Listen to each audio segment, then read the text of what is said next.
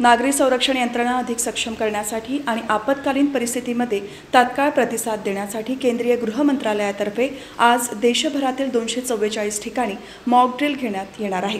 यामध्ये रायगड जिल्ह्यातील उरणचा समावेश आहे।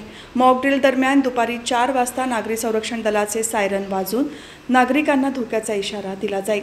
उरण तहसील कार्यालय, ONGC colony, group grampanchayat Chandje, GTPS company Bokadvira, Barmer lorry Bhendkhal, all cargo company Koproli, बल्केट कंपनी मोरा या 7 ठिकाणी सायरन बसवण्यात आले आहेत। या दरम्यान NI स्कूल पंचायत समिती येथे आग लागल्याचा बनावावर आधारित मॉक ड्रिल होणार आहे। नागरी संरक्षण दल, वैद्यकीय पथक आणि इतर आपत्कालीन सेवांकडून बचाव कार्य, शोध मोहीम तसेच नागरिकांना मार्गदर्शन करण्यात येणार आहे।